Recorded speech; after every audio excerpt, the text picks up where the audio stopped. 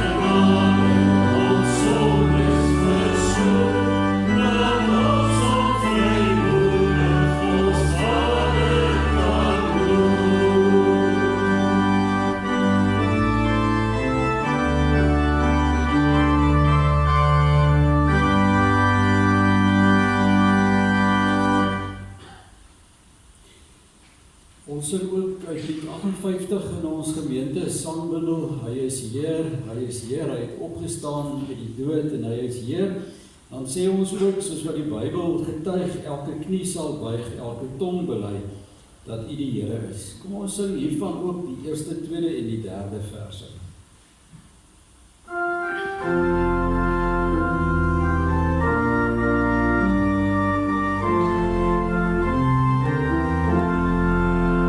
Yes.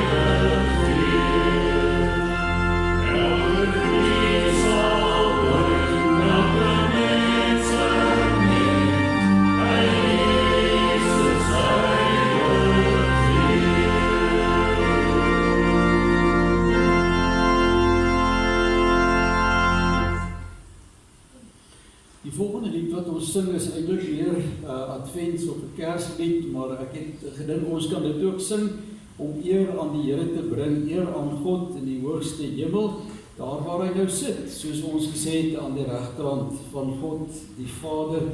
En ja, die hemelvaart is ook die begin van die eindtyd vir ons as kerk van die Here Jesus. En ons dink ook daaraan dat die Here steeds aan ons in 'n stikkende wêreld ook weldaai. Kom ons sing hierdie pragtige lied ook tot sy eer.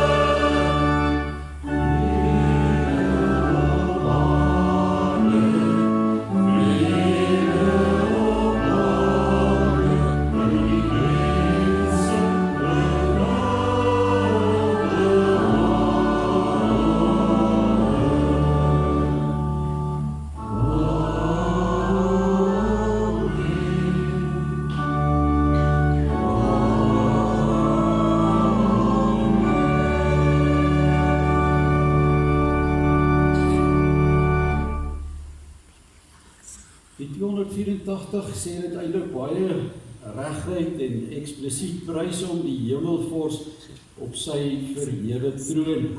Loof hom aan wie die hemelskaar hul hulde steeds betoon. Is eintlik wonderlik om te dink dat almal wat ons vooruitgegaan het in die Here Jesus ook reeds van sy teenwoordigheid weet, sy teenwoordigheid ervaar, en ek is seker om ook loof en prys. En kom ons sluit ook daarby aan as ons hiervan al drie die verse sing.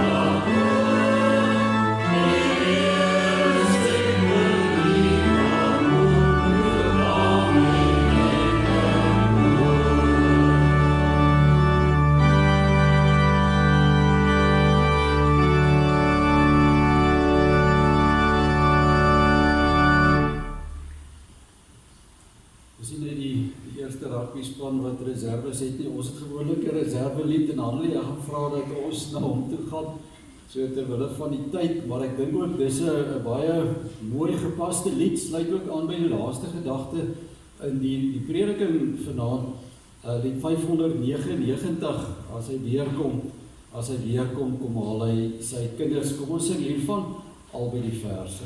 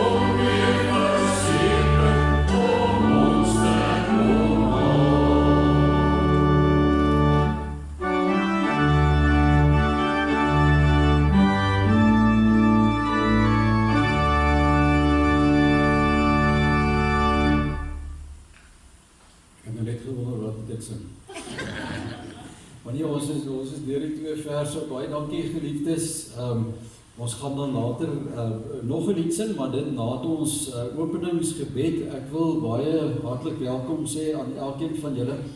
Ek dink so daaraan is eintlik baie sonderlinge geleentheid geword dat ons nog in die aand in ons gemeentes bymekaar kom, en dit maak dit eintlik vir ons elke keer baie spesiaal. Ek weet ons almal het 'n lang werksdag dalk agter die blad. Maar dit maak dit weer besonders om vir julle welkom te sê hier in die huis van die Here, en dan wil ek ook aan Cedar Park gemeente, lede wat hier is by ons vanaand, is so lekker om julle ook hier by ons te hê. Dankie dat julle hier is.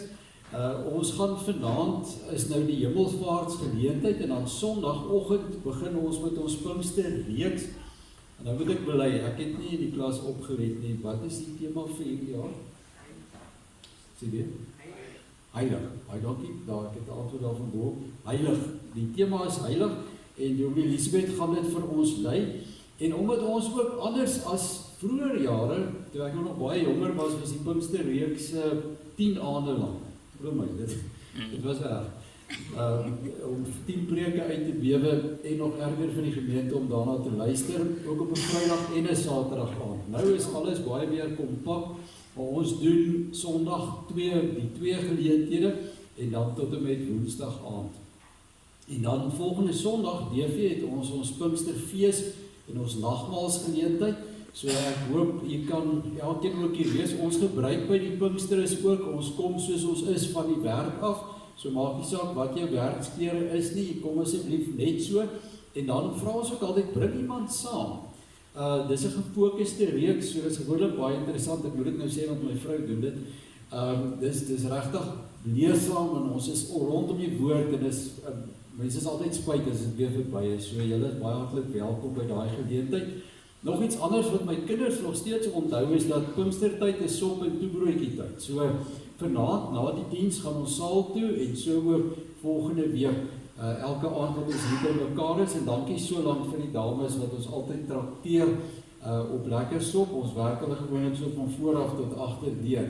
So ons sien regtig uit daarna. Ek dink ek het dit dan wat die aankondigings vir eers aanbetref, geliefdes, ja, dan kan ons stil word voor die Here. Kom ons buig ons hoofde vir 'n paar oomblikke in gebed. Laat ons bly wees en juig en aan hom die eer gee, want die lam wat geslag was, is waardig om die mag en rykdom, die wysheid en sterkte, die eer en heerlikheid en lof te ontvang. Amen. Geliefdes, mag daar vanaand vir jou barmhartigheid, genade en vrede wees, en dit kom van God ons Vader die Seun Jesus Christus en ook in die troostvolle, die kragvolle werk van die Heilige Gees. As die Here ons so seën, dan gaan ons 'n lied saam sing. Ons gaan een van ons vonkliedere nou sing, en ek dink ons kan dit sittende doen. Dis eintlik meer 'n gebed en 'n belydenis, waar ons vir die Here vra om ons stil te maak, en ons sê dan ook in hierdie lied, wees stil, want die Heilige is hier in ons teenwoordigheid. Kom ons dink ook daaraan, wanneer ons dit sing, dat die Here hier by ons is, as ons luister na die woord. Ons sing hier van die eerste, tweede, derde verse, en daarna gaan ek vir ons ook voorgaan in gebed.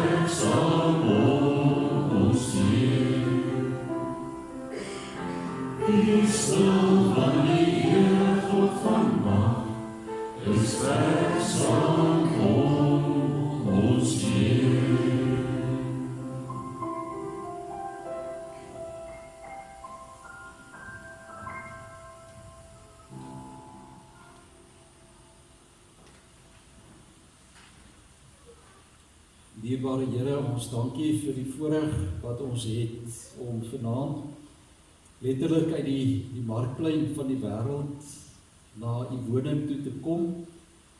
As ons saam met die kerk reg oor die wêreld vandag u hemelvaart herdenk, wat vir ons as u kinders 'n groot en 'n belangrike dag is. Dankie Here vir die verskillende mylpale binne ons geloof, waar ons gereeld herinner kan word aan elke belangrike oomblik in die heilsgeskiedenis. En dat U op hierdie wyse ook U kerk versterk, dat U ons herinner aan dit en aan wie ons glo, dat U vir ons leer, Here, om, wanneer ons aan hierdie dinge dink, ook moed te hou. Dat U vir ons leer van U self, dat ons geïnspireerd kan wees, terwyl ons nog hier is, dat ons in die lig van U evangelie ons weg in hierdie wêreld kan vind. Here, baie dankie dat ons dit vanaand kan saam doen as 'n huisgesin in die geloof, as lede van U kerk in U liggaam hier op aarde. Here, laat ons nie vir 'n oomblik die kosbaarheid van 'n geleentheid soos hierdie uit die oog verloor nie. Wat alles hier agter sit, alles wat in die geskiedenis gebeur het, alles maniere waarop U woord waargemaak het, waarop U gestalte gegee het aan elke belofte van God, aan die groot gedagte van die verbond, die feit dat U in 'n verbintenis leef met ons as U kinders. Dankie vir die baie maniere waarop dit ons versterk. En ons wil vra, Here, dat U dan, as ons gaan stil word rondom U woord, dat ons deur die Gees sal verstaan wat die woord vir ons wil leer. Dat U deur die Gees ook hierdie woord aan ons harte, of ons nou klein of groot is vanaand, lewend sal maak. Dat die Gees ons ook sal help om dit nie te vergeet, sodra ons hier uitloop nie. Maar dat elkeen van ons ook sal gaan nadink oor dit wat die woord ons leer. Dat ons ook sal gaan vra, hoe kan ons dit van toepassing maak in ons eie lewens? Dat ons sal vra onder leiding van die Gees, wat 'n verskil dit kan maak vir elkeen van ons. Here, U hoor ons gebed vanaand is, dat ons wagtend is op U, dat ons graag wil luister na U woord, en daarom vra ons nou, Here, spreek, U diensknegt en U diensmaagd die luister. Amen. Die gedeeltes, geliefdes, wat ek glo albei baie bekend aan U is, en ek dink nie, ek het al ooit 'n hemelvaartsdiens gehou sonder om by die kernteks Handelinge 1 stil te staan. So ons gaan lees uit Handelinge 1 ook vanaand, vers 9 tot 11, net die kern van die hemelvaartsgebeure, maar dan in aanloop daartoe ook uit Johannes hoofstuk 14. Jy sal sien dat dit ook baie belangrike konteks gee vir die prediking vanaand, Johannes 14, en dan moet jy my maar volg. Ek gaan net kort grepe lees. Ons gaan begin by hoofstuk 14 se eerste vers, en dan gaan ek jy maar so lei. Ons gaan eintlik maar ook net 'n kort gedeelte hieruit lees. As jy dit het, Johannes 14, dan sê die Here Jesus, wat nou hier in gesprek is met die disippels, julle moenie ontsteld wees nie. Glo in God, glo ook in my. In die huis van my Vader is daar baie woonplek. As dit nie so was nie, sou ek nie vir julle gesê het, ek gaan om vir julle plek gereed te maak nie. En as ek gegaan het en vir julle plek gereed gemaak het, kom ek terug en sal julle na my toe neem, sodat julle ook kan wees waar ek is. So ons lees tot sover, en dan gaan ons die oë laat afgaan na vers 16 toe. Vers 16 in hierdie selfde gedeelte, as die Here verder sê, ek sal die Vader vra, en hy sal vir julle 'n ander voorspraak stuur, om vir ewig by julle te wees, naamlik die Gees van die waarheid. Die wêreld kan hom nie ontvang nie, omdat hulle hom nie sien nie en hom nie ken nie, maar julle ken hom, omdat hy by julle bly en in julle sal wees. En dan hierdie baie belangrike teks in vers 18, ek sal julle nie as weeskinders agterlaat nie, ek kom weer na julle toe. Eintlik twee baie belangrike goed wat die Here hier sê vir die disippels. Hy stuur 'n voorspraak, maar hy laat ons nie in die proses as weeskinders agter nie. En dan gaan ons ook omlaai na Handelinge 1 toe.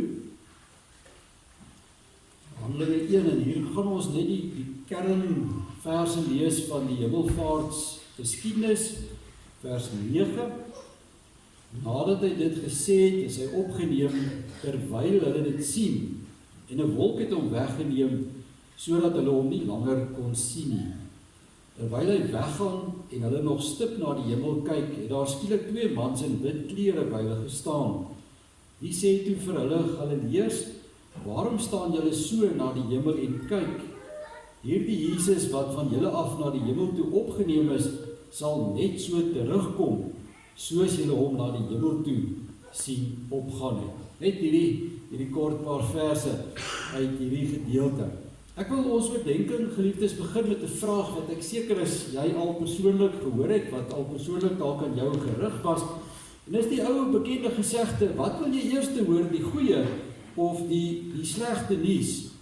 Nou gewoonlik vra mense hierdie vraag as hulle iets aan jou wil oordra wat 'n element van goeie nuus, maar ook 'n element van slegte nuus het, 'n positiewe en negatiewe kant. Soos byvoorbeeld, jy het 'n gratis bungee sprong gewen. Die slegte nuus is die rek is nie by die prys ingesluit nie. Of die goeie nuus is jou gunsteling swaar kom vir 2 weke kuier. Slegte nuus is jou skoonma kom saam. Nou, in 'n sekere sin, geliefdes, sal 'n mens hierdie vraag ook dalk oor die hemelvaart van ons Here Jesus kon vra. Aangesien mense oor baie eeue heen beide goeie en slegte nuus in hierdie stukkie heilsgeskiedenis ingelees het. Onder die goeie nuus wat ons dikwels hoor oor die hemelvaart van die Here, is dinge soos die verheerliking van Jesus. Dit was eintlik nou 'n sterk tema in ons voorsang gewees, naamlik dat die hemelvaart in die teken van die Here se verheerliking gestaan het en daarom eintlik goeie nuus was. Sy vernedering is nou verby. Die lyding wat hy in hierdie wêreld gehad het is klaar. Hy sit nou aan die regterhand van God in 'n ereposisie en dit is goeie nuus. Maar daar is ook slegte nuus vir mense aan die hemelvaart, soos die hele gedagte dat die Here nou sy kinders alleen gelaat het in hierdie wêreld. Ons sien dit veral daar in Johannes 13, die ontsteltenis van die disippels toe hulle hoor die Here gaan weg en hulle dit eintlik as slegte nuus beleef. En dit raak eintlik interessant as 'n mens nou hierdie goeie slegte nuus skema in hierdie stuk geskiedenis indruk. Jy agterkom dat die slegte nuus oor die eeue eintlik meer vir ons geword het oor die hemelvaart as die goeie nuus. Die slegte, die dinge waarmee mense wortel as dit kom by die hemelvaart, het eintlik voorop vir hulle begin staan. Mense het natuurlik deur die eeue baie kritiese vrae oor die hemelvaart begin vra. En dit het die slegte nuus wat mense koppel aan die hemelvaart eintlik net laat ophoop. Soos byvoorbeeld, dat mense dit geweldig moeilik vind om te glo dat die hemelvaart fisies moontlik was en daarom nie eintlik waar kan wees nie. Of dat dit dalk ook 'n versinsel van Jesus se volgelinge was, of dat Jesus, soos baie mense glo, sy kerk en sy volgelinge aan hulle eie lot oorgelaat het. So dit word uiteindelik 'n belangrike vraag om oor die hemelvaart te vra. Wat wil jy eerste hoor? Die goeie of die slegte nuus? Of ons kan die vraag dalk so klein bietjie anders formuleer en vra, die hemelvaart, is dit goeie of is dit slegte nuus? Oral waar mense sulke vrae probeer uitmaak, is dit baie belangrik dat ons die woord van die Here vir homself laat spreek. Daarom gaan ek dalk vra dat u vir die volgende paar oomblikke hierdie vraag waarmee ons begin het, so 'n paar oomblikke net in die gedagtes sal bære en eers sal luister wat die woord van die Here oor die hemelvaart sê, voordat ons hier kan uitgaan en elkeen vir onsself kan besluit of dit goeie of slegte nuus is as ons die hemelvaart vier. Nou die eerste wat ons agterkom in hierdie gedeeltes wat ons gelees het, ook as ons praat in die kerkgeskiedenis oor die hemelvaart van die Here, is dat die hemelvaart 'n daad van God was, wat ons as kerk in verwondering oor God wil bring. En nou wil ek hier begin, omdat dit juist die fisiese sy van die hemelvaart is, waaroor baie mense struikel. Want die manier wat Jesus teruggaan na die hemel, is vir mense baie moeilik om te verstaan. Baie mense struikel daaroor. Hoe kan 'n mens, 'n fisiese mens, letterlik opvaar na die hemel? En dit maak vir baie mense vandag eintlik van die hemelvaart 'n stukkie problematiek. En tog dra Lukas, die skrywer van die boek Handelinge, die gebeure van die hemelvaart op so 'n wyse aan ons oor, dat ons nie illusies moet hê oor wat op hierdie dag gebeur het nie. Lukas leer vir ons dat Jesus op hierdie dag letterlik opgevaar het na die hemel. Ek wonder wie van julle het al hierdie teks gaan lees of die tekste rakende die hemelvaart om vas te stel of om seker te maak dat die hemelvaart wel deeglik plaasgevind het. dit nie net gelees het dalk as 'n troos nie, maar eintlik dit 'n bietjie krities gelees het en vir jouself probeer uitmaak, maar het dit nou regtig gebeur? Het Lukas nie miskien beeldspraak gebruik om hierdie boodskap so bietjie meer aanvaarbaar vir ons menslike begrip te maak nie? Maar geliefdes, as 'n mens hier gaan lees, kom jy gou agter, Lukas gebruik nie figuurlike taal nie, hy gebruik nie beeldspraak nie, hy poneer die hemelvaart van ons Here Jesus as 'n werklike en as 'n historiese gebeurtenis. En daarom skryf hy eintlik tipies hier in so half 'n juridiese taal. Jy gaan hoor die belangrike rol wat getuienis hier speel. Hy sê, nadat die Here dit gesê het, is hy opgeneem, terwyl hulle dit sien, en 'n wolk het hom weggeneem, sodat hulle hom nie langer kon sien nie. In vers 9 alleen word die hele gedagte van opvaar na die hemel eintlik 2 keer aan die orde gestel. As Lukas sê, hy word opgeneem en hy word weggeneem. En dan die belangrike wat Lukas vir ons sê, dit gebeur voor die 11 disippels se oë, terwyl hulle dit sien. Nou in die Bybelse tyd weet jy waarskynlik dat iets waargemaak is of iets is juis as waar aanvaar as dit gesteun was deur getuies. In die Ou Testament, Deuteronomium 5:9 tref ons reeds die beginsel aan. Paulus herhaal dit ook in 1 Korintiërs 13. Deur die getuienis van 2 of 3 getuies moet elke saak bewys word. Dit was 'n belangrike ding gewees in die Bybelse tyd, voor ons wetenskap gehad het, voor mense goed nagevors het en empiries bewys het. Die mense wat dit gesien het, was die mense wat ook vir jou gesê het, dit was die waarheid gewees. En Lukas skryf hier, 11 pare oë het by hierdie geleentheid gesien hoe die Here opvaar na die hemel.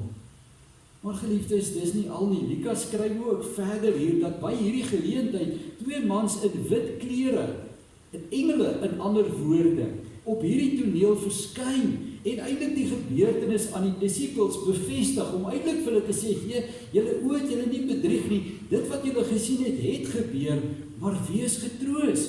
Hierdie Here wat julle nou so sien, opvaar het na die hemel, sal net so weer na julle toe terugkom. In totaal, dis sê Lukas 3 keer in hierdie gedeelte, onomwonde, dat ons Here Jesus opgevaar het na die hemel. Dit word gesien deur die 11 disippels, en wat hulle gesien het, word deur die engele bevestig. Nou, hoe verklaar ons dit vanaand aan mekaar? Ons as gelowiges kan maar net sê dat God in hierdie gebeurtenis, geliefdes, teenwoordig was. Dink 'n bietjie daaraan, hoe het Jesus na hierdie wêreld toe gekom? Deur die wonderwerk van die maagdelike geboorte, sodat God sy seun in hierdie wêreld inkom. Al wat hy doen op hemelvaart, hy kom haal hom ook weer deur 'n wonder. Deur sy goddelike teenwoordigheid wat deur hierdie engele bevestig word, so al asof hulle goddelike sanksie aan hierdie gebeurtenis wou kom gee. En so word die hemelvaart God se werk. Dit is nie 'n geleentheid, geliefdes, wat oop is vir bespiegeling of vir ons menslike maatstawwe nie. Dis eintlik 'n stuk evangeliese goeie nuus wat die kerk van die Here in verwondering moet laat buig. Net soos wat ek en jy in verwondering buig voor die skepingsverhaal, voor die uittogverhaal, die maagdelike geboorte, die wonderwerke wat ons Here Jesus gedoen het, sy opstanding 40 dae van tevore. Alles dade van God wat ons tot aanbidding wil bring, wat ons met verwondering oor God wil vul. Tweede saak wat die woord ons oor die hemelvaart leer, is dat dit ook gestaan het in die teken van Jesus se verheerliking. Dat dit eintlik 'n bevestiging van sy koningskap wou wees. Jy weet, ons het dit al in die sonnaarskool geleer, dat die hemelvaart deel was van die verheerliking van ons Here Jesus. Dit is met ander woorde iets soos die troonbestuiging gewees van die Here Jesus. Selfe Here wat ongeveer 33 jaar voor hierdie gebeurtenis na die wêreld toe gekom het en 'n baie moeisame pad geloop het, in 'n stal gebore is, van daar af die lydensweg betree. 'n Lydensweg wat ons herdenk het ook gekenmerk was deur seerkry, deur swaarkry, deur vernedering. 'n Pad wat uiteindelik daarop uitloop dat die Here Jesus baie wreed aan 'n kruis sterf. Maar aan hierdie lydensweg sou daar ook 'n einde gekom het. Jesus het dit self voorspel toe hy gesê, maar hierdie tempel sal in 3 dae afgebreek word en weer opgebou word. Want as God die offer van sy seun aanvaar, wek hy hom ook op uit die dood, sodat hy op die dag van die hemelvaart 40 dae na die opstanding weer sy plek kan inneem in die hemel aan die sy van die Vader.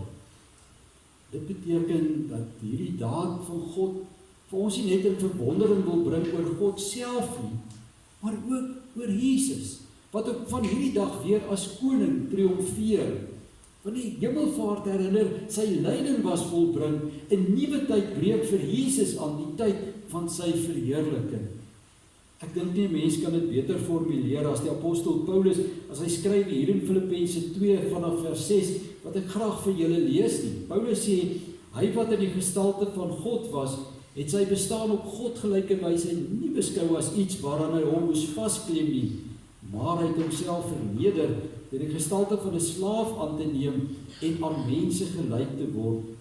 En toe hy as mens verskyn het, het hy homself verder verneder.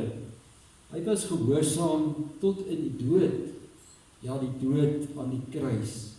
Maar daarom het God hom ook tot die hoogste eer verhef en hom die naam gegee wat bo elke naam is, sodat in die naam van Jesus elkeen wat in die hemel en op die aarde en onder die aarde is, die knie sou buig en elke tong sou erken dat hy die Here is. Ons het dit nou ook gesing. Jesus Christus is die Here, sê in die hemelvaart. God verhef hom op hierdie dag, letterlik en figuurlik. Hy bekleed vir hom, hy gee vir hom die troon wat hy verdien het. En dit, my geliefde, is goeie nuus, dat ons Here Jesus ook as koning triomfeer. Dit bring vir ons by die derde saak wat die woord in die oor die hemelvaart ook aanraak, en dit gaan oor my en jou, dit gaan oor die mens. Die hemelvaart, dit het ons gelees uit Johannes, was ook vir ons gewees, want net soos Jesus ten diepste ter wille van ons na die wêreld toe kom, so gaan hy ten diepste ter wille van ons ook terug na die hemel. Hy praat daaroor met die disippels reeds in Johannes 13, waar hy begin het om hulle voor te berei vir die feit dat hy weer teruggaan na die hemel. Dis in aanloop van hierdie gesprek en tot aanloop van hierdie gebeure dat die Here vir hulle sê, maar ek gaan juis met 'n doel, naamlik om vir julle plek te berei. In die huis van my Vader, sê Jesus, is daar baie woonplek. As dit nie so was nie, sou ek nie vir julle gesê het, ek gaan hom vir julle plek gereed gemaak nie. En as ek gegaan het en vir julle plek gereed gemaak het, kom ek terug om julle na my toe te neem, sodat julle ook kan wees waar ek is. Nie 'n ontsnaproete vir die Here nie, nie 'n wegkomkans van die gebroke wêreld nie, maar hy gaan om met sy opgestane liggaam te wys, maar daar is plek vir mense soos ons in die hemel. Hy word ontspant. Hy word ons waarborg dat ek en jy ook, as ons hier ons hoofde neerlê, 'n plek in die Vaderhuis sal hê. En so seker, my geliefde, as wat Christus welkom was in die teenwoordigheid van God, so sal elke verloste mens ook wees. En hieraan kan dan ons nou geen slegte nuus wees nie, inteendeel, dit gee vir ons vanaand sekerheid, dit gee vir ons iets om aan vas te hou. Vierdens, sê die woord oor die hemelvaart ook, is dat die mens glad nie deur die hemelvaart van die Here Jesus alleen gelaat is nie. En dit noem ek vanaand vir die woord van die Here in weerwil van 'n sterk sentiment wat ook in die vroeë kerk geleef het oor die hemelvaart van Jesus. As ons nou eintlik as weeskinders in die wêreld gelos is. Dit is baie sterk geleef in die apostoliese tyd en ook in die vroeë Christelike kerk. Daarom staan hierdie tyd na die hemelvaart Sondag wat nou kom eintlik bekend as die sogenaamde Exodus Sondag, die Exodus Sondag, waar Jesus weer uitgevaar het, weggevaar het van die wêreld. En die kerk, die mense wat agtergebly het, so 'n mate van verlatenheid ervaar het. Maar kom ons keer net vir 'n oomblik terug na die gesprek wat Jesus met die disippels gehad het. As hy daar baie pertinent vanaf vers 16 vir hulle sê, ek sal die Vader vra, en hy sal vir julle 'n ander voorspraak stuur om vir ewig by julle te wees, naamlik die Gees van die waarheid.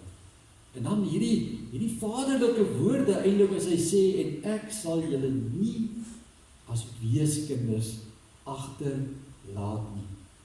Die Here het goed geweet dat sy gees op pad was, letterlik om die aflosstokkie by hom oor te vat, om op 'n nuwe, en ek wil sê, selfs inniger manier binne in die harte van sy kinders te kom woon, om vir ons van binne af daagliks vir ons 'n gids en 'n trooster te wees. Iets wat ons in die komende week gaan oordink, en iets wat ons volgende Sondag, die een na die een wat nou kom, gaan vier wanneer ons die Pinksterfees saam met mekaar vier. En daarom kan Jesus sê, maar julle moet nie ontsteld wees as julle hoor van die hemelvaart, as die disippels dit sien nie. Julle is nie alleen nie, die trooster is op pad. En dit is ook goeie nuus. Ek wil afsluit, geliefdes, met 'n laaste saak uit wat die woord vir ons oor die hemelvaart leer. En dit is dat dit vir ons ook 'n nuwe bedeling aangekondig het, naamlik dat hierdie gebroke wêreld besig is om aan sy einde te kom. In die kerk praat ons van die eindtyd. Die eindtyd is daardie periode tussen die hemelvaart en die wederkoms van ons Here Jesus, waar die kerk eintlik vir mekaar sê, maar ons wag nog vir een handeling van die kant van God, sodat ons vreugde volkome kan wees. Want in aanloop tot die hemelvaart en tydens hierdie wonderlike gebeurtenis is daar eintlik een boodskap wat soos 'n goue draad deur die hele gedeelte loop. En dit is dat die Here sê, hy weer kom. Hy sal weer kom om ons te kom haal. As ek gegaan het, sê hy hier in vers 3 van Johannes 14, en vir julle plek gereed gemaak het, kom ek terug. En ek sal julle neem na die plek waar ek ook is. Hierdie Jesus, sê die engele vir die disippels in die boek Handelinge, wat julle so sien opvaar het na die hemel, sal net so terugkom. En as ons gaan kyk in die boek Openbaring, dan sê Johannes, die onder leiding van die Gees, sê die Here deur hom, 'n hele paar keer, ek kom gou, nie minder nie as 3 keer, ek kom gou. En daarom, geliefdes, sing ons as kerk met soveel vertroue, ek sien 'n nuwe hemel kom.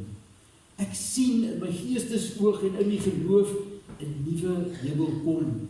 En dit moet vir ons op hierdie dag, geliefdes, in 'n gees van blye verwagting plaas. 'n Mens kan dit nie miskyk nie.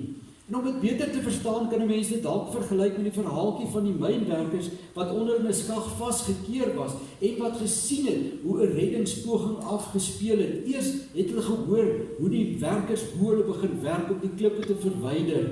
Eers was dit donker, maar soos die werkers hierdie rotse en hierdie klippe weggerol het, die sonlig begin deurbreek in daardie skag, totdat daar net een klip oorgebly het. Op daardie stadium met die mynwerkers mekaar reeds omhels, het hulle reeds begin juig, want hulle het geweet, daar's nog net een struikelblok, nog net een klip, en dan is hulle uit hierdie myn waarin hulle vasgeval was. Hemelvaart kan daarmee vergelyk word. Hemelvaart kan ook vir ons herinner, daar is nog een klip wat geskuif moet word. Ons weet vanaand, ons bely vanaand, die groot klippe is klaar weg. Die Here het klaar vir jou in die kruis gesterf. Die klip voor die graf is klaar weggerol. Hy is reeds in die hemel om vir ons plek gereed te maak. Ons as kerk weet, hy het reeds die Gees gestuur. Eintlik binne hierdie idioom van die mynwerkers kan ons sê, maar ons sien al reeds die son se strale deurbreek. Nog net een klip. En dit is dat die Here ons moet kom haal. Hy moet nog net gehoor gee aan die gebed wat Johannes gebid het. Amen. Ja, kom, Here Jesus. En soos daar die mynwerkers, geliefdes, moet dit vir my en jou ook met blydskap vervul. En met dit alles gesê, kan ons eintlik weer teruggaan na waar ons begin het. Wat wil jy hoor oor die hemelvaart? Die goeie of die slegte nuus? Is die hemelvaart goeie of slegte nuus? Die woord sê vanaand nee, dit wil ons in verwondering bring oor God. Dit gaan oor die verheerliking van ons koning Jesus, ter wille van ons om 'n plek vir ons gereed te maak. Die Gees kom om ons te troos, maar dis die begin. Dis die begin van die eindtyd. Die tyd wanneer Jesus kom vir ons finale redding. Mag jy self dan besluit wat die hemelvaart vir jou is. goeie of slegte nuus. Ons sit so geliefdes, dan bid ons saam. Ons dierbare Here, baie, baie dankie vir U woord. U woord, Here, wat so oneindig kosbaar is. Hierdie woord wat werklik 'n lig op ons pad is. Hierdie woord, Here, wat ook inbreek in elkeen van ons se eie wêreld, wat baie keer donker is. Veral as ons ook bewus leef van die wêreld rondom ons. En veral Here, as ons ook hierdie wêreld lei onder dit wat ons sien en ervaar. Dankie vir die hoop van die Hemelvader. Dankie dat die woord vanaand getuig dat dit alles goeie nuus is. Here, maar ons is mense en daarom wil ons ook bid, nadat ons na die woord geluister het, dat die Gees by hierdie woord die naprediker sal wees. U weet so goed dat ons teruggaan na die markplein van hierdie wêreld. Dat ons môre almal weer by ons werk is, dat ons vanaand na hierdie diens weer terug is in ons huise.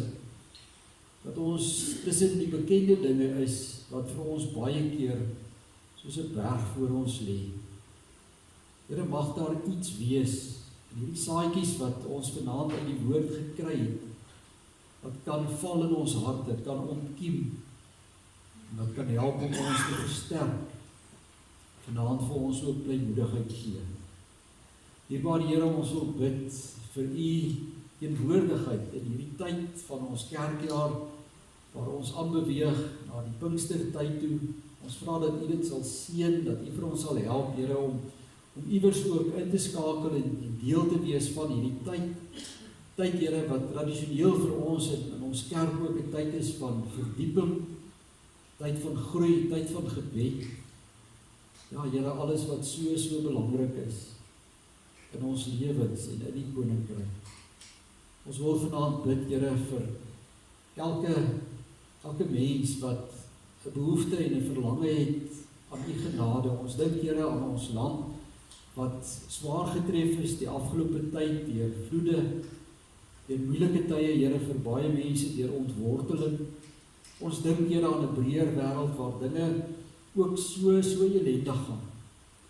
Ons vra, Here, dat ons deur hierdie stukkies lig wat op 'n dag soos vandag deurbreek en waaraan die kerk herinner word, dat dit waarlik vir ons hoop en vreugde sal bring. Baie dankie, Here, dat ons dit mag bid. Ons doen dit in die wonderlike en die kosbare naam van Christus Jesus, ons Here, ons Koning en ons Verlosser. Amen. Ons gaan sluit met 'n lied wat aansluit by die laaste gedagte van die prediking, die 187 in ons gemeente sangbundel. Ook 'n baie bekende lied vir ons almal, die oorwinnaarslied. Ek sien in my gees die glorie, die almag van die Heer, wat nou regeer, maar wat ook weer kom. Kom ons sing dit staande as antwoord op die prediking. Daarna ontvang jy die seën van die Here en onthou dan die verversings in die kerksaal.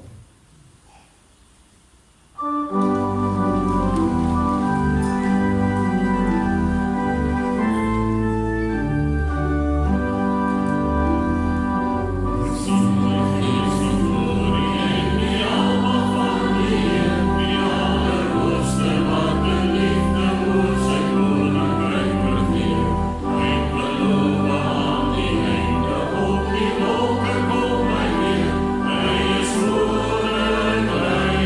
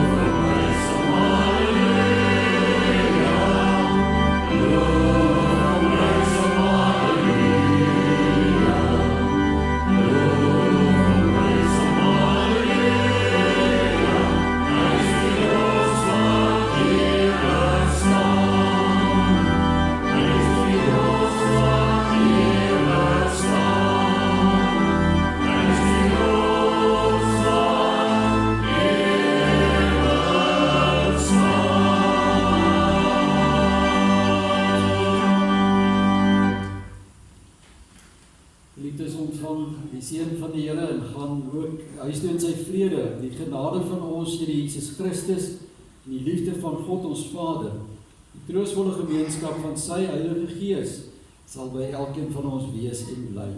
Amen.